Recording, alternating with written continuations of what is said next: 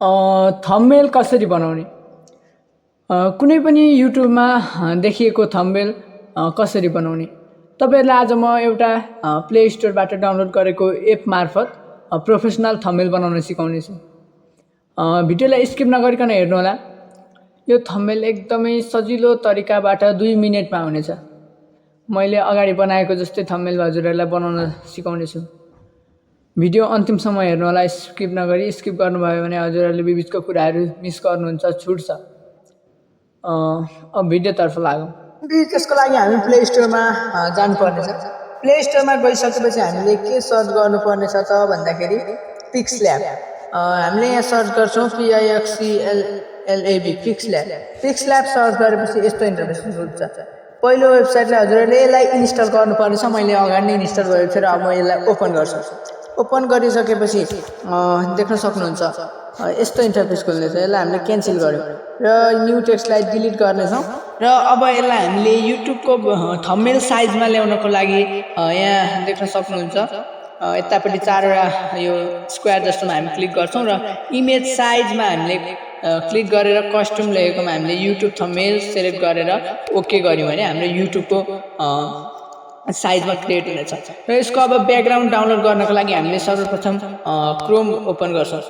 क्रोममा हामीले के सर्च गर्नेछौं त भन्दाखेरि 4K ब्याकग्राउन्ड सर्च गरेपछि यस्तो इन्टरफेस खुल्छ। यस्तो इन्टरफेस खुलिसकेपछि हजुरहरुले यहाँ छान्न सक्नुहुन्छ। हजुरहरुलाई कुन राम्रो लाग्छ त्यो छान्नु होला र मैले यो छानेको छु। अब यसलाई हामीले होल्ड गरेर क्लिक गरेर डाउनलोड गर्यौं भने हाम्रो यो डाउनलोड हुनेछ। र डाउनलोड भइसकेपछि हामी फेरि पिक्सल्याब ओपन गर्छौं र हामीले यतापट्टि यो गोलोमा क्लिक गरेर इम्पोर्ट गर्यौं भने हामीले यहाँनेरि त्यो अघि डाउनलोड गरेको सिलेक्ट गर्नुपर्ने हुन्छ। यसलाई डाउनलोड गरिसकेपछि हामीले राइट क्लिक गरेर यसलाई हामीले साइज आफ्नो साइज अनुसार बढाउँछौं यसरी र यसलाई हामीले माथि लेयरमा गएर एडजस्ट गरेर लक गर्छौं। र यति भइसकेपछि हाम्रो हल्लिँदैन, कहीं पनि हल्लिने छैन। यो फोटो सर्ने छैन लक गरिसकेपछि। र अब यसमा हामीले फोटो राख्नको लागि सबसे पहिला हजुरहरुले क्रोम ब्राउजर ओपन गर्नुपर्ने छ। यहाँ सर्च बारमा हजुरहरुले के सर्च गर्नुपर्ने छ भन्दाखेरि रिमुभ ब्याकग्राउन्ड। हजुरहरुले थम्बनेल बनाउँदाखेरि ब्याकग्राउन्डको फोटाको ब्याकग्राउन्ड रिमुभ गर्नुपर्ने हुन्छ र हजुरहरुले यसबाट अपलोड इमेजमा गएर एउटा फोटो सिलेक्ट गर्नु होला। मैले अगाडि नै गरिसकेको थिएँ। यसरी फोटो सिलेक्ट गरेर डन गरिसकेपछि हजुरहरुको अटो कट हुनेछ ब्याकग्राउन्ड र फोटो डाउनलोड गर्नुपर्ने छ। मैले अगाडि नै गरेको छु र अहिले गर्दिन। अगाडिको भिडियोमा सिकाइरहेको थिएँ मैले, माथि आई आइकनमा राखिदिनेछु फ्री फायरको बारेमा। र हजुरहरुले पिक्सल्याब फेरि ओपन गर्नुपर्ने छ र इम्पोर्टमा गएर हजुरहरुले यहाँ देख्न सक्नुहुन्छ हजुरहरुलाई ब्याकग्राउन्ड त्यो रिमुभ गरेको फोटो ल्याउनु पर्ने छ। र यति ल्याइसकेपछि यसलाई साइज बढाउँछौं हामीले, ठिक्क साइज बढाउँछौं र साइज बढाएपछि हामीले यहाँनेरि अर्को युट्युबको फोटो हामीले डाउनलोड गर्नुपर्ने छ। त्यसको लागि हामीले यहाँनेरि सिम्पली युट्युब फोटो भनेर सर्च गर्छौं। युट्युब फोटो सर्च गरेपछि हामीले यहाँनेरि बिस्तारै ओपन हुँदैछ। युट्युब फोटो भेट्नेछौँ है त। सारी नेटको समस्याले होला।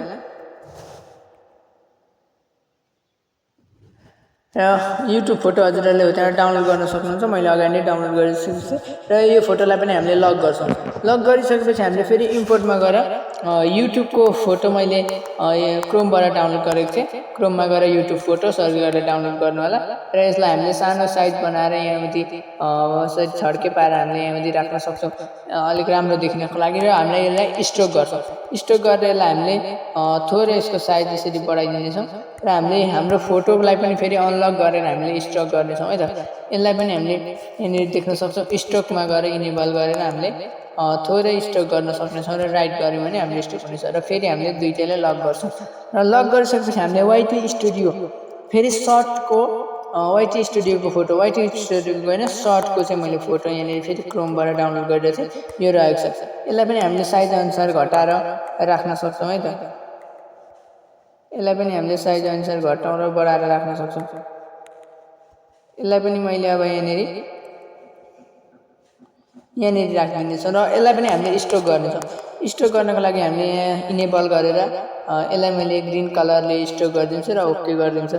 ग्रीन कलरले राम्रो देखिन भने हजुरहरुले एक्स्ट्रा कलरहरु यहाँ चुज गरेर लाउन सक्नुहुनेछ। मैले क्यान्सल गरेर राइट गरेँ र हामीले यसलाई पनि लक गर्नेछौँ।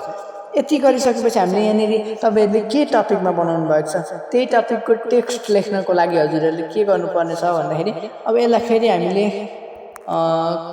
यसलाई अनलक गरेर हामीले यसलाई क्लिक गऱ्यौँ भने यसलाई कपी गरेर अर्को ल्याउन सकिन्छ र हामीले यहाँउँदि यसरी मिलाएर राख्न सकिन्छ।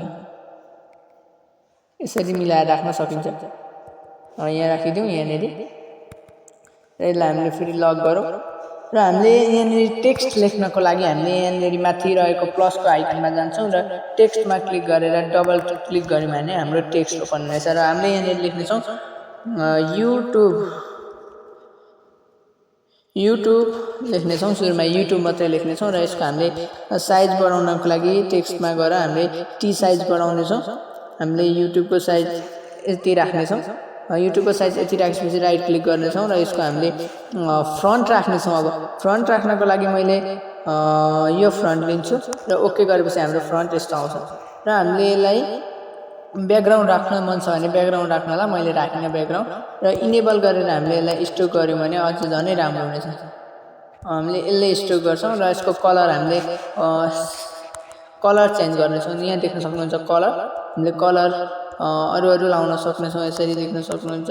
हजुरहरूलाई कुन मनपर्छ त्यो हामीले कलर राख्न सक्नेछौँ र मैले अहिले राख्न लागेको कलर भनेको चाहिँ येल्लो कलर राखिदिनेछु। येल्लो कलर राखिदिनेछु र युट्युब लेखिसकेको छ। अब हामीले यहाँनिर थम्बनेल कसरी बनाउने भनेर लेख्नुपर्ने छ र हामीले अब फेरि टेक्स्टमा गएर यहाँनिर यसलाई सारेर ल्याएर डबल क्लिक गऱ्यौँ भने थम्बनेल लेख्नुपर्ने थम्बनेल THUMBNAIL थम्बनेल लेखिसकेपछि हामीले यसलाई सिधा बनाउनेछौँ। यसरी धेर छड्के नबनाउनु होला। यति गरिसकेपछि हामीले साइजमा गएर यसको पनि साइज बढाउनेछौँ। यसको पनि साइज बढाइसकेपछि राइट क्लिक गरेर हामीले फेरि फ्रन्ट लिनेछौँ। एबी फ्रन्टमा हामीले राख्नेछौँ। अर्कै फ्रन्ट राखेँ मैले फेरि पनि र यसरी राखिसकेपछि यसलाई हामीले अझै सिधा बनाउनेछौँ र अब हामीले यसलाई कलर हामीले यो फाइल चाहिँ अर्कै कलर राख्नेछौँ। त्यसको लागि हामीले रेड राख्छौँ र रेड राखिसकेपछि हामीले यहाँनिर स्टोकमा चाहिँ अरू नै कलर राख्नुपर्ने हुन्छ। त्यही भएर राम्रो देखिन्छ। यति गरिसकेपछि हाम्रो यतिको थम्बनेल बनिसकेको छ र अब कसरी बनाउने लेख्ने छ हाम्रो अझै र हामीले चाहिँ कसरी बनाउने चाहिँ नेपालीमा लेख्यौँ भने हेर्ने भ्युजहरू पनि अलि धेरै हुनसक्छ। त्यसैले हामीले लेख्छौँ। यति लेखिसकेपछि हामीले यसको साइज बढाउँछौँ। यति गरेर राइट गरेपछि हामीले फेरि पनि फ्रन्ट लिन्छौँ। फ्रन्ट हामीले फेरि पनि मैले त्यही फ्रन्ट लिन्छु। त्यही फ्रन्ट लिइसकेपछि हामीले स्ट्रोकमा गएर हामीले अब अर्कै कलरले स्ट्रोक गर्नेछौँ। ब्ल्याकले स्ट्रोक गर्नेछौँ र हामीले यसको चाहिँ ब्याकग्राउन्ड राख्नेछौँ। ब्याकग्राउन्ड राख्नको लागि हामीले इनेबल गरेर यसरी ब्याकग्राउन्ड राख्न सकिन्छ। यति गरिसकेपछि हजुरहरूले यहाँनिर अब यो स्टुडियोको हामीले फेरि यसलाई साइज घटाएर यहाँनिर मिलाउनेछौँ। यसको हामीले लेखेको जति सबै लक गर्नेछौँ र यसको मात्रै साइज यसरी घटाएर हामीले यहाँनिर मिलाएर राख्नेछौँ र युट्युबको पनि हामीले घटाएर मिलाएर राख्नेछौँ है त।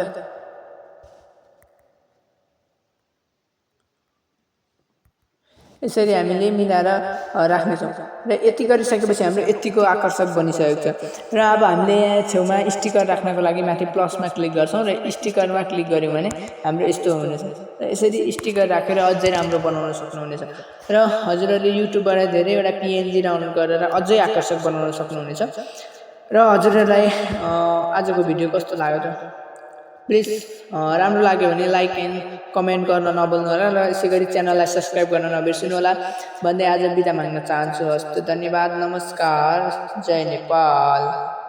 र अब हामीले यसलाई सेभ गर्नको लागि अल्ट्रामा सेभ टु ग्यालेरी गर्यौँ भने हुनेछ। धन्यवाद।